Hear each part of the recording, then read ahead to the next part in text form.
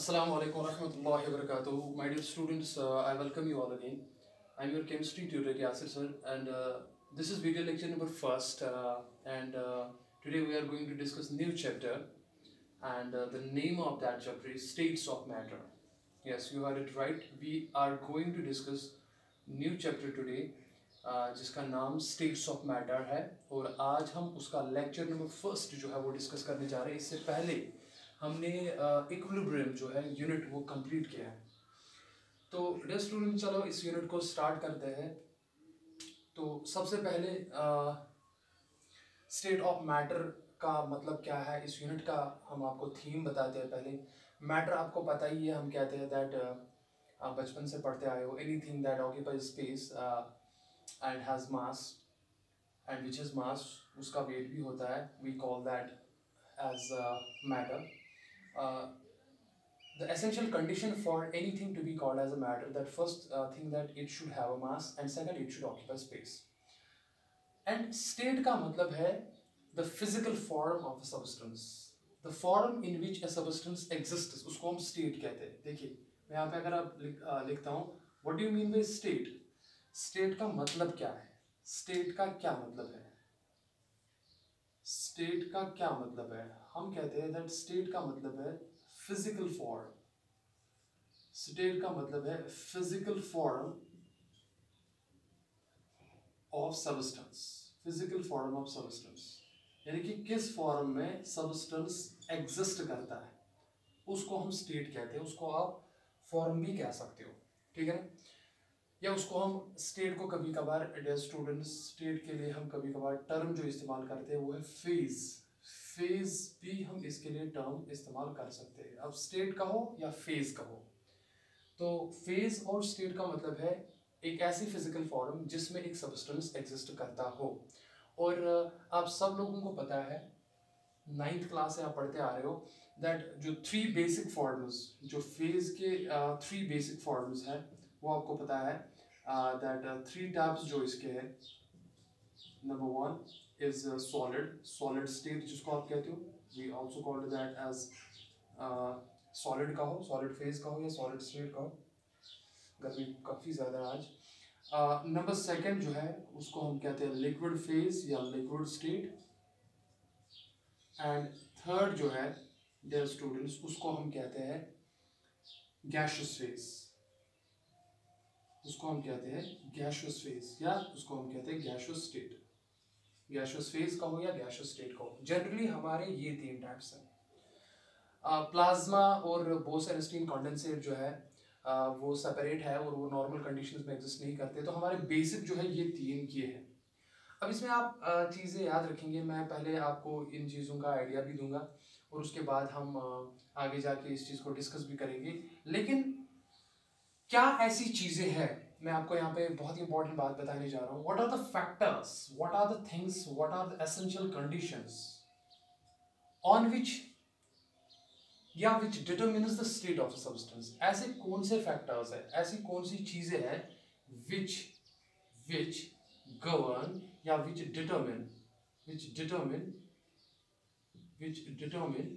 The state of a substance, which determine the state of a substance.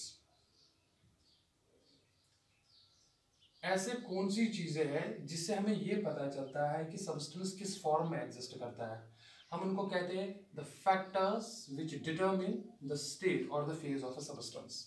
उसमें क्या क्या आता है. नंबर 1 मैं आपको बता दूं. नंबर 1 क्राइटेरिया जो है, जो आपको ये समझाएगा कि एक सबस्टेंस किस फेज में होगा, किस स्टेट में होगा. पहला कॉन्सेप्ट जो है दैट इज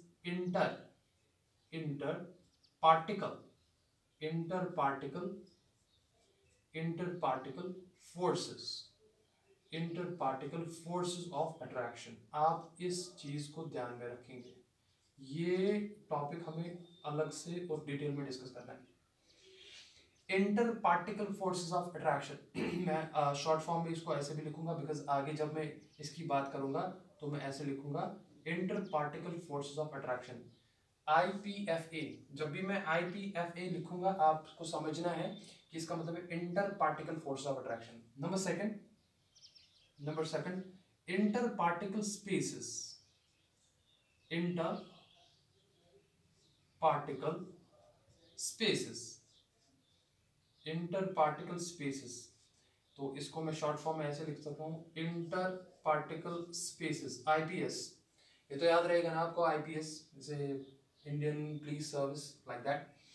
तो इंटर पार्टिकल स्पेसेस को मैंने आईपीएस से जो है वो यहाँ पे शॉर्ट फॉर्म में जो है डिनोट कर दिया, एब्रिविएटेड फॉर्म में डिनोट कर दिया। एंड नंबर थर्ड फैक्टर जो है, जो कि गवर्न करेगा एक स्टेट, एक सब्सटेंस की स्टेट में एग्जिस्ट करेगा, that is thermal energy dear students. Thermal energy, thermal energy, therm का मतलब है हीट, यानी कि हीट की वजह से जो एनर्जी आती है। थर्मल एनर्जी कहो या आप मोशन ऑफ पार्टिकल्स कहो, बिकॉज आपको पता है जितना एक सबस्टेंस को आप हीट ज्यादा करते हो तो उसके पार्टिकल्स में उतनी ज्यादा मोशन आ जाती है, मतलब उनमें जो है रैंडमनेस जो है वो जल्दी जल्दी आ जाती है, बिकॉज एनर्जी जो है जितनी आप ज़्यादा दोगे तो पार्टिकल्स जो है वो मोशन में उतनी जल्दी आती है। तो थर्मल एनर्जी जो रिलेटेड है दैट इज बेसिकली ये एक ही कॉन्सेप्ट है, आप इसको एक ही जो है तरीके से पढ़ सकते हैं। थर्मल एनर्जी का कॉन्सेप्ट पढ़े यानी कि हम एक्चुअली मोशन ऑफ पार्टिकल्स पढ़ रहे हैं। तो ये कुछ ऐसी चीज़ें हैं जो आपको ध्यान में रखनी है while discussing whether the substance exists in the solid form, whether it exists in the liquid form, or whether it exists in the gaseous form. Before we are going to discuss these concepts, first of all मैं आपको एक important बात कहना चाहता हूँ, वो ये कि जब भी आप स्टेट ऑफ सब्सटेंस की बात करेंगे, देखो मैं आपको थोड़ा सा पहले आइडिया दूंगा, उसके बाद हम आगे चलेंगे इंशाल्लाह। मैं कोई ऐसा सब्सटेंस फिलहाल लेता हूं जो कि सॉलिड फेज में भी एग्जिस्ट करता हो, लिक्विड में भी एग्जिस्ट करता हो, और गैस फेज में भी एग्जिस्ट करता हो under different set of conditions. For example मैं क्या करूंगा यहाँ पे काम, फॉर एग्जांपल मैंने जिगर माय डियर स्टूडेंट्स वाटर की एग्जांपल दी। अब देखिए सबको पता है दैट वाटर जो है उसका जो कंपोजिशन है, उसकी जो केमिकल फॉर्मूला है जो आप लिखते हो, उसका कंपोजिशन का मतलब है जो केमिकली किस चीज का बना है। वाटर का कंपोजिशन जो है वो है H2O। H2O what does it mean? इसका मतलब है वाटर का जो, अगर आप एक मॉलिक्यूल की बात करेंगे तो इसमें जो है हाइड्रोजन के 2 एटम होते हैं और ऑक्सीजन का 1 एटम होता है, ठीक है ना। अब देखिए मान लो मेरे पास वाटर है, आपको पता है water exist in the solid phase, that is वो आइस की फॉर्म में भी एग्जिस्ट करता है, वो वाटर की लिक्विड फॉर्म में एग्जिस्ट करता है, दैट इज वाटर। और आपको पता है दैट वाटर को अगर आप हीट करते हो तो वो वेपर की फॉर्म में भी एग्जिस्ट कर सकता है, जिसको आप लिखते हो वाटर वेपर। देखिए अब मैं आप इंपॉर्टेंट चीज आपको बताऊंगा, अगर आप आइस से वाटर की तरफ जा रहे हो या वाटर से वेपर की तरफ जा रहे हो, आप वापस भी आ सकते हो, आप वाटर वेपर को वाटर में कन्वर्ट कर सकते हो और वाटर को आइस में कन्वर्ट कर सकते हो, ये चीज़ें आपने पढ़ी होगी। आप आइस को थोड़ा हीट कीजिए, वो पानी में मेल्ट हो जाता है, मेल्टिंग हो जाता है, उसको फ्यूजन हो जाता है, मेल्टिंग हो जाती है और वो पानी में जो है वो तब्दील हो जाता है। आप वाटर को हीट कीजिए तो आप देखते हो वेपर्स बनने लगते हैं। लेकिन आप इंपॉर्टेंट बात अगर आप देखेंगे दैट बेसिकली व्हाट आइस का अगर आप कंपोजिशन देखेंगे, आइस का कंपोजिशन जो है वो H2O ही है। अगर आप वाटर का कंपोजिशन देखेंगे वो भी H2O ही है, यानी कि कंपोजिशन, और वेपर का अगर आप कंपोजिशन देखोगे वो भी H2O ही है। What I want to say is that, and यहां पे हो क्या रहा है, यहां पे खाली form, physical form of a substance is changing, means it is getting changing from solid to liquid to gas. So while you are discussing the change of a state of a substance, only the physical form gets changed, but the chemical composition remains same. And remember, my dear students, that different states of a single substance, they can vary, they can have different physical properties. They can have different physical properties. इस बात को समझिए, they can have different physical properties. They can have different physical properties, but chemical property जो होती है वो same होती है, बिकॉज केमिकल कंपोजिशन चेंज नहीं होता है। इसमें भी H2O है, उसमें भी H2O है, उसमें भी H2O है।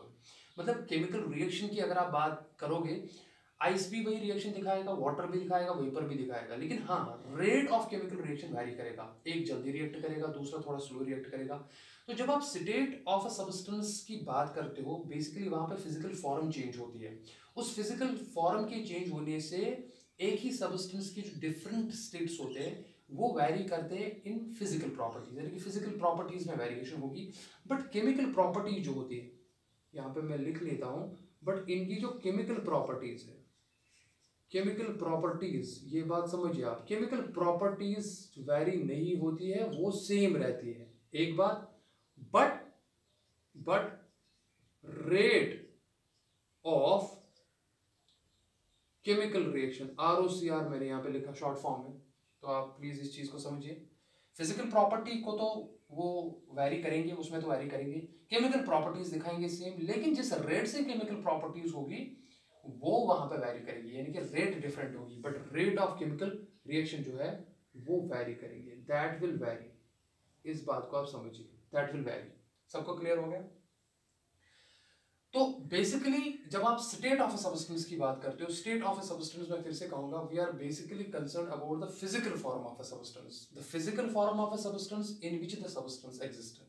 Now depending upon the various factors by which we can know whether the substance exists in the solid phase, whether it exists in the liquid phase, or it exists in the gaseous phase, that is basically determined, that depends basically upon certain factors. उनमें से जो पहला point है that is inter particle forces of attraction, second is inter particle spaces जो particles के दरमियान होंगे, and third is the thermal energy जिससे motion of the particles related होती है। इन ही तीन फैक्टर्स का बैलेंस आपस में हमें ये बताता है how these molecules, how these particles are basically arranged in a particular substance so that whether it gives it the form of a solid or a liquid or a gas. और एक important बात जो मैं आपको बताना चाहूंगा वो ये है दैट इस यूनिट में बेसिकली हम बल्क प्रॉपर्टीज की बात करते हैं। मैं यहाँ पे एक और इम्पॉर्टेंट पॉइंट लिखने जा रहा हूँ, आप प्लीज इसमें ध्यान दें।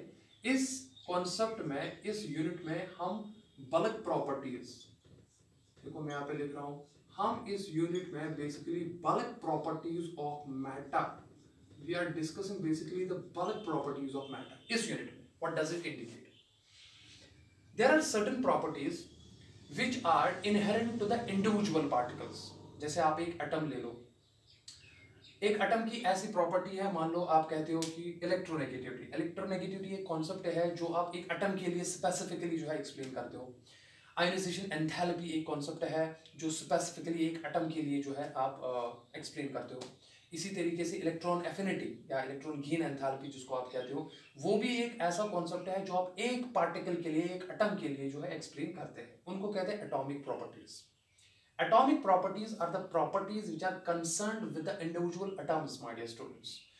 But when we are discussing this unit, that is states of matter, here we are discussing basically those properties which are called as bulk properties of matter. What I want to say is that there are certain properties which are basically concerned with the matter as whole. It is not concerned with a single particle. For example, what I want to say is that I'll say boiling point. I will say boiling point of water. बहुत simple example है। जब मैं कहता हूँ boiling point of water, तो सारे बच्चे ये सोचते हैं that it is not the boiling point of a single molecule of water. जब हम boiling point की बात करते हैं तो हमें दिमाग में आता है हम बहुत सारे पानी की बात करते हैं। जब आप बहुत सारे पानी की बात करते हैं उसको बल्क कहते हैं। बल्क में क्या आता है? बहुत सारे पार्टिकल्स एक साथ आते हैं। These particles can be in the form of atoms, they can be in the form of ions, they can be in the form of molecules as well. If you see that if you have a certain container and in that very container there are a certain amount of water, you basically assume that there are various number of molecules of water. Since there are large number of molecules, we call that as a bulk, matter in bulk, बहुत सारा quantity में. And there are certain properties like there is a melting point, there is a boiling point. You're getting what I'm saying? There's a concept of density. So these are certain properties which are concerned not with the individual atoms but with a large number of particles. We call those as bulk properties of matter, and in bulk properties of matter we have such as melting point, we have boiling point, we have density. ठीक है ना? तो जब हम इन चीजों की बात करते हैं तो हम उनको कहते हैं बल्क प्रॉपर्टीज ऑफ मैटर। तो इस यूनिट में हम बल्क प्रॉपर्टीज ऑफ मैटर की बात करते हैं, ना कि individual properties of atoms, ions and molecules extra. Now तो ये तो ओवरव्यू था जो मैंने आपको इस लेक्चर के बारे में बता दिया। अब मैं आपको क्या कहूँगा, देखिए ये चीज़ें मैं आपको समझाना चाहता हूँ। पहले हम inter particle forces of attraction जो है वो स्टार्ट करेंगे, और उसके बाद मैं आपको इन के बारे में बताऊंगा, बिकॉज स्टेट्स ऑफ मैटर ही हमें इनके बारे में बात करनी है। और especially we are going, I'm going to put start over here. In this unit we are going to discuss about liquid state and we are going to discuss about gaseous phase. ऐसा क्यों? Because solid state का जो मैं भी आपको थोड़ा concept दूंगा मैं, लेकिन ये एक ऐसा टॉपिक है, ये एक ऐसा टॉपिक है जो कि 12th में आपको एज अ सेपरेट यूनिट ही पढ़ना है। पहला ही यूनिट 12th में केमिस्ट्री में, इनऑर्गेनिक केमिस्ट्री में है सॉलिड स्टेट, जो कि आपको डिस्कस करना है, पूरा आपको डिस्कस करना पड़ेगा। लेकिन वहाँ पे इसकी डिटेल जो है वो आप जानोगे। लेकिन हाँ चलो हम थोड़ा सा इंट्रोडक्शन देंगे सॉलिड स्टेट के बारे में, और ज़्यादातर बात हम लिक्विड स्टेट और गैसियस फेज की बात करेंगे। तो चलिए इस चीज़ को समझने के लिए first of all we should understand the important factors, we should understand the important factors on which determines whether the substance exists as a solid, it exists as a liquid, or it exists as a gas. So for discussing that part, we have three important parameters. First is the interparticle forces of attraction, second is the interparticle spaces, and third we're going to discuss about thermal energy. मैं एक और बात add करना चाहता हूँ। Matter, मैंने कहा that we say that anything that occupies space and it has mass. And matter किस चीज का बना होता है? Matter is basically formed of a very very small but extremely large number of particles. तो हम बेसिकली उन्हीं पार्टिकल्स की बात करते हैं। And you have to imagine, you have to understand that in that matter these particles can be either in the form of atoms, they can be either in the form of ions, they can be sometimes either in the form of molecules as well. तो particles का basically यहाँ पे एक general concept है। Particle is a general term, but this particle can be sometimes in some substance it can be atoms, in other substances it can be ions, and in some other substances it can be molecules as well. So let us discuss this topic, that is interparticle forces of attraction. तो हम इस चीज को जो है आगे ले जाने की कोशिश करेंगे। तो चलो मैं फिलहाल ये जो ये पोर्शन है जो मैंने आपको समझाया ये मैं रेज करता हूँ, and we're gonna move ahead to discuss this unit, and we're going to discuss interparticle force of attraction. So my dear students, let us start it.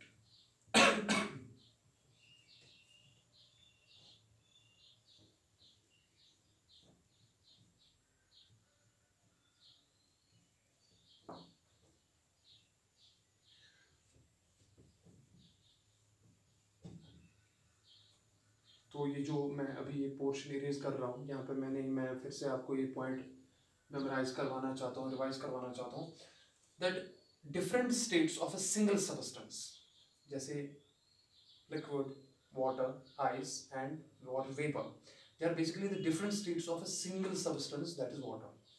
तो मैं क्या कह रहा हूँ, different states of a single substance, they differ in their physical properties.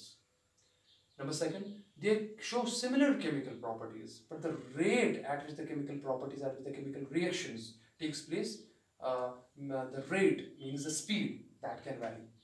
So different states of a single substance, they vary only in physical properties, they show similar chemical properties, but the rate of chemical properties, that definitely vary. So now we are going to discuss the topic, that is आज हम पढ़ने जा रहे हैं interparticle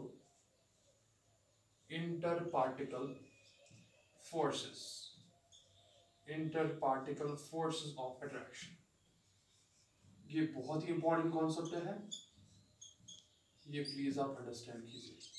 यानी कि इनको हम कहते हैं इंटरपार्टिकल फोर्सेस ऑफ अट्रैक्शन, IPFA। मैं बता चुका हूँ पहले, शॉर्ट फॉर्म हम ये यूज करेंगे। देखिए मैं फिर से पहले स्टार्ट करूंगा। मान लो मेरे पास एक मैटर है, एक सबस्टेंस है, मान लो जैसे मैंने आपको थोड़ी देर पहले कहा दैट मेरे पास आइस भी है, मेरे पास वाटर भी है, और मान लो मेरे पास वाटर वेपर भी है। मैं आपको ये चीज़ें इस कॉन्सेप्ट से समझाऊंगा। देखें, ये मान लो आइस है और आपको पता है आइस जो है ये सॉलिड फॉर्म में होता है। दूसरा मैं क्या करूंगा, मान लो मैंने एक कंटेनर लिया और उस कंटेनर में मैंने क्या किया, मैंने उस कंटेनर में लिक्विड लिया। देखिए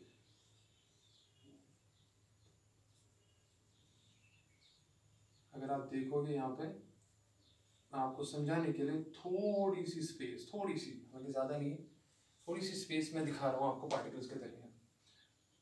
एक्चुअली ये एक दूसरे से टच किए हुए होते हैं। देखिए, और मान लो ये वाटर है जो कि लिक्विड फॉर्म में होता है, और ये मान लो मैं यहाँ पे बनाता हूँ,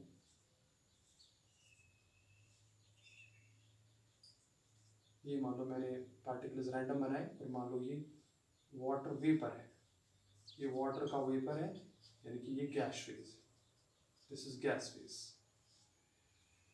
अब देखिए माय डियर स्टूडेंट्स, ये भी मैटर है, ये भी मैटर है और ये भी मैटर है। और मैटर किस चीज का बना होता है, मैटर छोटे छोटे पार्टिकल्स का बना होता है। तो दीज बेसिकली ये जो मैंने यहाँ पे ये सर्कल्स जैसे बनाए, ये पार्टिकल्स रिप्रेजेंट कर रहे हैं। अब देखिए, अब यहाँ पे अगर आप देखोगे सॉलिड फॉर्म में, यहाँ पे inter particle forces of attraction जो होगी, अट्रैक्शन, दो पार्टिकल्स आपस में जो अट्रैक्ट कर रहे हैं, वो किस पे डिपेंड करता है? पहले वो डिपेंड करता है स्पेस पे। अगर आप देखेंगे यहाँ पे, सिंस ये सॉलिड है, यहाँ पे आप देखोगे इन पार्टिकल्स जो है, मैं यहाँ पे ऐसे लिखूंगा, यहाँ पे जो पार्टिकल्स है अगर आप देखेंगे, पार्टिकल्स जो है वो फिक्स्ड है। सॉलिड स्टेट में पार्टिकल्स होते हैं फिक्स्ड होते हैं at their own positions. Solid state में particles they don't leave their places, उनको सॉलिड स्टेट टर्मिनोलॉजी में लैटिसाइटस भी कहते हैं। जिस साइट पे, जिस पॉइंट पे एक पार्टिकल सॉलिड सब्सटेंस में होता है, वो उसी लोकेशन पे रहता है, वो अपनी पोजीशन चेंज नहीं करता, वो मूवमेंट नहीं दिखाता है। हाँ, वो थोड़ा वाइब्रेट कर सकता है, लेकिन एक जगह से दूसरी जगह वो नहीं जा सकता है। यानी कि यहाँ पे पार्टिकल्स की पोजीशन फिक्स्ड होती है और पार्टिकल्स क्या होते हैं, एक दूसरे से कॉन्टैक्ट में होते हैं, touched. Particles are strongly touched with each other. अब उससे क्या होगा, जब वो एक दूसरे से चिपके हुए होते हैं, टच हुए होते हैं, तो इसका मतलब है यहाँ पे जो फोर्सेस ऑफ अट्रैक्शन होते हैं, यहाँ पे जो फोर्सेस ऑफ अट्रैक्शन होते हैं माय डियर स्टूडेंट्स, यहाँ पे जो फोर्सेस ऑफ अट्रैक्शन होते हैं, जिसके लिए मैं शॉर्ट फॉर्म जो है ऐसे लिखूंगा, फोर्सेस ऑफ अट्रैक्शन FOA, वो काफी स्ट्रांग होते हैं, very strong, very strong, they are very very strong. अब फोर्सेस ऑफ अट्रैक्शन होंगे क्या, वो तो हमारा टॉपिक है, लेकिन मैं थोड़ा सा आपको समझा रहा हूँ यहाँ पे पार्टिकल्स के दरमियान जो inter particle force of attraction होता है। देखो, इस पार्टिकल और इस पार्टिकल के दरमियान, पार्टिकल्स के बीच में कौन सा फोर्स ऑफ अट्रैक्शन है, उनको हम कहते हैं inter particle force of attraction. तो जाहिर सी बात है, सबसे ज्यादा जो है वो स्ट्रॉन्ग कहाँ पे होगा, वो सॉलिड में होगा। और अगर आपको इसी सॉलिड के पार्टिकल्स को ब्रेक करना है, दूर दूर करना है, यानी कि आप इनको एक दूसरे से दूर करवाना चाहते हो, आपको एनर्जी सप्लाई करनी पड़ेगी। और सिंस बॉन्ड काफी स्ट्रांग है, सिंस कॉन्टैक्ट स्ट्रांग है, इसलिए इनका अगर आपको मेल्ट करना पड़े, इसीलिए हम कहते हैं कि इनका high melting and boiling point होता है। High melting and boiling point, high melting and boiling point क्यों होता है? बिकॉज पार्टिकल्स के दरमियान स्पेसेस काफी कम होती है, जिसकी वजह से फोर्स ऑफ अट्रैक्शन ज्यादा होता है, और अगर आप उसको मेल्ट करवाना चाहते हो तो आपको काफी ज्यादा एनर्जी देनी पड़ती है। और यहाँ से एक और बात आ गई, inter particle IPS, inter particle spaces जो है, क्या आपको दिख रही है कुछ स्पेसेस? तो हम क्या कहेंगे, स्पेसेस आर नेग्लिजिबल। नेग्लिजिबल का क्या मतलब होता है ही नहीं ऑलमोस्ट, बिकॉज वो टच किए हुए एक दूसरे से, बहुत कम। लेकिन अगर आप यहाँ पे आ जाओ वाटर में आप देखोगे यहाँ पे भी पार्टिकल्स एक दूसरे के साथ जो है वो टच किए हुए हैं। लेकिन एक चीज है, यहाँ पे क्या कर रहे हैं पार्टिकल्स, यहाँ पे पार्टिकल्स एक दूसरे पे स्लाइड कर रहे हैं। यहाँ पे उतने फिक्स पार्टिकल्स नहीं है जितने सॉलिड स्टेट में। सॉलिड स्टेट में, सॉलिड फॉर्म में जिस जगह पे पार्टिकल होता है वो उसी जगह पे रहता है, वो लीव नहीं करता है। बट यहाँ पे देखिए, यहाँ पे वर्सटैलिटी देखिए, यहाँ पे क्या करता है काम, यहाँ पे एक पार्टिकल जो है वो दूसरे पार्टिकल, यानी कि एक लेयर दूसरे लेयर पे स्लाइड करता है।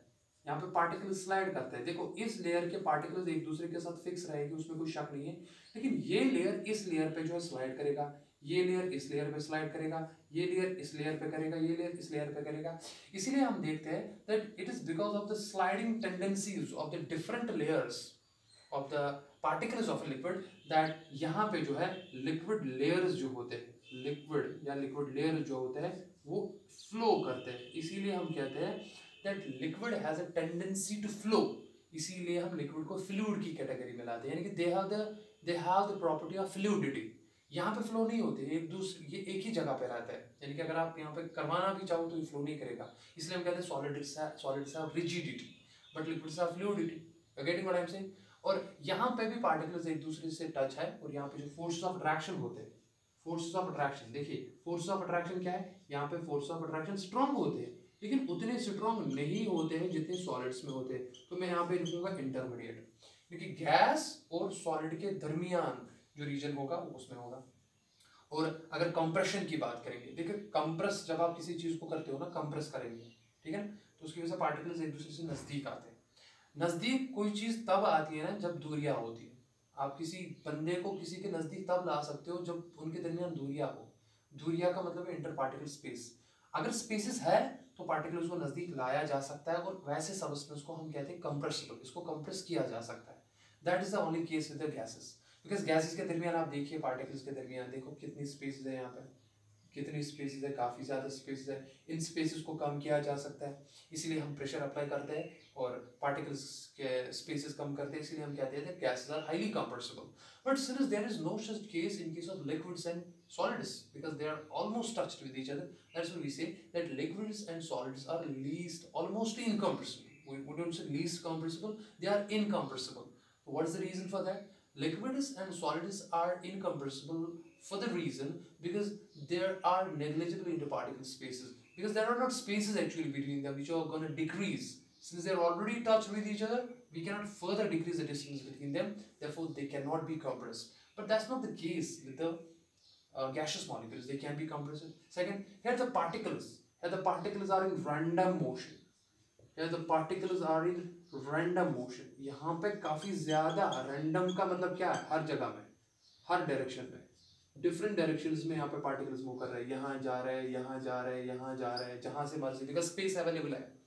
लेकिन यहाँ पे कोई मोशन नहीं है, यहाँ पे तो खाली वाइब्रेशन करेगा थोड़ा, यहाँ पे वाइब्रेशन है, ट्रांसलेशन भी कर रहा है, थोड़ा मूव कर रहा है, स्लाइड कर रहा है, लेकिन यहाँ पे तो हर कोई मोशन है, वाइब्रेशन भी है, रोटेशन भी है, ट्रांसलेशन भी है, ठीक है ना। दूसरी बात, यहाँ पे सिंस इंटर पार्टिकल स्पेसेस काफी ज्यादा है, इसलिए फोर्स ऑफ अट्रैक्शन जो है वो कम होगा। याद रखिए एक बात, force of attraction inter particle, मैं ऐसे लिखूंगा IPFA, what does it mean? Inter particle force of attraction are inversely proportional to the inter particle spaces. जहां पे इंटर पार्टिकल स्पेसेस, पार्टिकल्स के दरमियान कम होगी, वहां पे फोर्स ऑफ अट्रैक्शन ज्यादा होगा, और वो किस में है सबसे ज्यादा? सॉलिड में, ये तो पता है आपको, ठीक है ना। तो सबसे ज्यादा स्पेसेस कहाँ है? गैस फेज में, तो इसका मतलब वहां पे फोर्स ऑफ अट्रैक्शन जो है वो सबसे कम होगी, लीस्ट होगी। What does it indicate? Inter particle forces of attraction, they are least, my dear students, in case of gaseous substance. Now since the interparticle spaces are large and interparticle force of attraction is less, that's why the gas molecules are moving in all possible directions with the high energy, with the high velocity. We are discussing motion here, and we call that as a kinetic energy. That's why we say that gas is the highly random state, या हम उसको highly energetic state भी कहते हैं। Energetic state, जहाँ पे motion ज्यादा हो ना डियर स्टूडेंट्स, वहाँ पे एनर्जी ज्यादा होती है, because energy is directly proportional to the motion. We have basically equation for that kinetic energy, K का मतलब काइनेटिक, ई का मतलब energy, kinetic energy as a function of temperature for the molecule, that is the equation is equal to 3/2 kT। 3/2 kT ये इक्वेशन है, ठीक है ना। ये आप फिजिक्स में भी पढ़ोगे या आगे भी पढ़ सकते हो आप, ये डिराइव बाज़ाब्ता होती है। 3/2 is a constant where T is the temperature in Kelvin, means you are increasing the temperature, you are giving the energy, the particles will get that energy and they will move in all the possible directions with high speed. And here the K is known as a Boltzmann constant. He was a very great scientist, his name was Boltzmann, तो उसके हिसाब से इस constant को Boltzmann constant कहते हैं। तो ये मैंने आपको इसलिए बताया बिकॉज जितनी एनर्जी ज्यादा है ना, उतनी मोशन ज्यादा होगी, उतनी काइनेटिक एनर्जी ज्यादा होगी। एंड डेफिनेटली यहाँ पे आप देखोगे कि ये भी फ्लो करेंगे गैस के मॉलिक्यूल्स है, तो काफ़ी ज़्यादा फ्लो करेंगे एज कम्पेयर टू लिक्विड्स, तो इसीलिए इनको भी हम फ्लूइड्स कहते हैं। फ्लूइड्स उन substances को कहते हैं which is a tendency to flow. Since liquids as well as gases have a tendency to flow, we call both as fluids. तो fluids में liquids भी आते हैं, gases भी आते हैं, ठीक है ना, लेकिन solids जो है वो rigid होता है। And second, solids have stable surfaces. Solid आप किसी भी जगह रखो, अगर आपके पास बॉल है या कोई स्क्वायर बॉक्स है, आप किसी भी साइड रखो वो स्टेबल होगा। लिक्विड की एक ही स्टेबल फ्री सरफेस होती है। Liquids have only one stable free surface. Liquids have only one stable free surface. Free surface का क्या मतलब है? स्टेबल फ्री सरफेस का मतलब है, मान लो आपने पानी लिया, पानी आप किसी कंटेनर में डालते हो, तो वो as long as you keep the temperature constant and ignoring the evaporation process, आप देखते हो वो लिक्विड अपने आप को रेस्टोर करता है। यानी कि वाटर अगर आप कंटेनर में डालते हो तो वो खुद नॉर्मली नहीं भागेगा अनलेस आप हीट करोगे इसको, तो वो लिक्विड सरफेस आप बजरिए देख सकते हो, यानी कि that is a stable surface, that is why it exists there. So we say that liquids have a stable free surface, and liquids take the shape of the container in which they are placed. Because once you put that in different containers, due to the sliding motion of the molecules, they occupy the positions, and whatever is the shape of the container, the liquid will assume that very shape. But so far as the gases are concerned, gases have no stable free surfaces.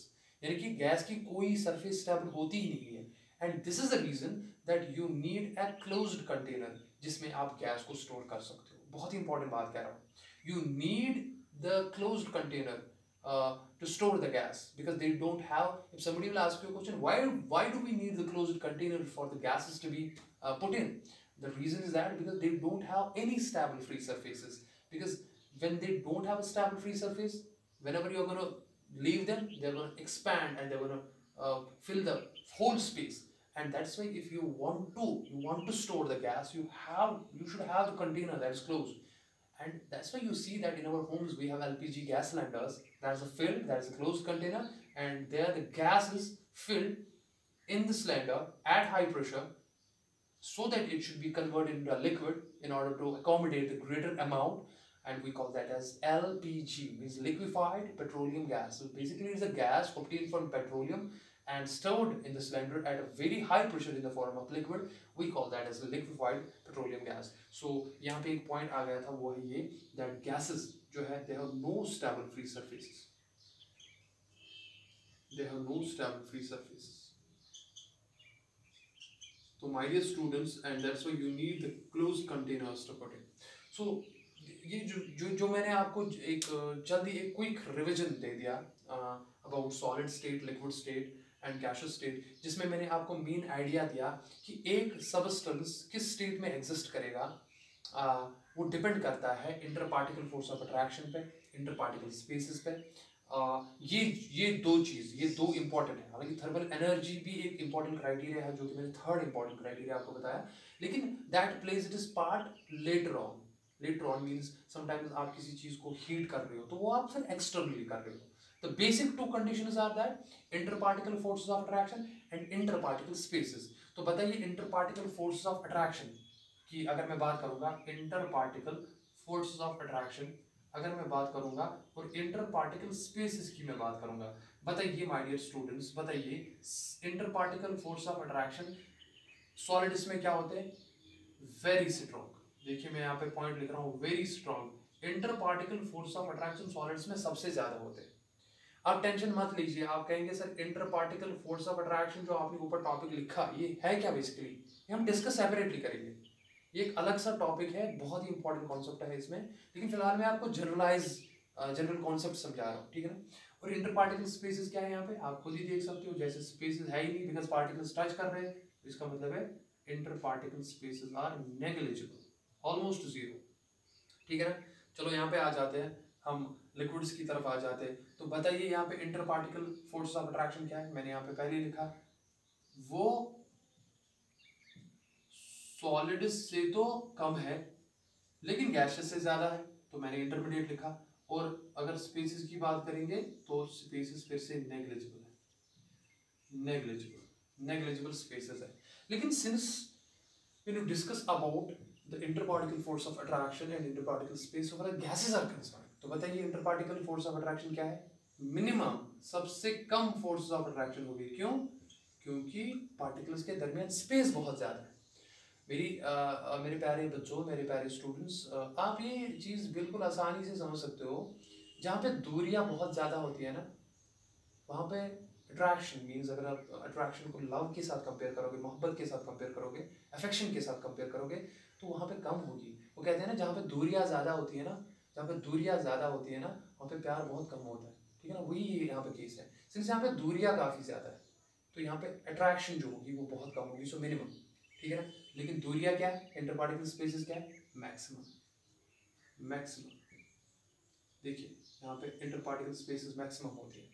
और एक important चीज, अगर आपको कोई question पूछता है least energetic state, least energetic state, energy is related to motion. पहले इस बात को समझिए, एनर्जी का कॉन्सेप्ट जो है, एनर्जी का कॉन्सेप्ट, मैं यहाँ पे बेसिकली काइनेटिक एनर्जी की बात कर रहा हूँ, that is related to the motion. हालांकि एनर्जी पोटेंशियल एनर्जी भी है, लेकिन यहाँ पे हम मोशन की बात करेंगे। जिस स्टेट ऑफ मैटर में पार्टिकल्स में मोशन ज्यादा होगी, उसमें उतनी ही ज्यादा एनर्जी होगी।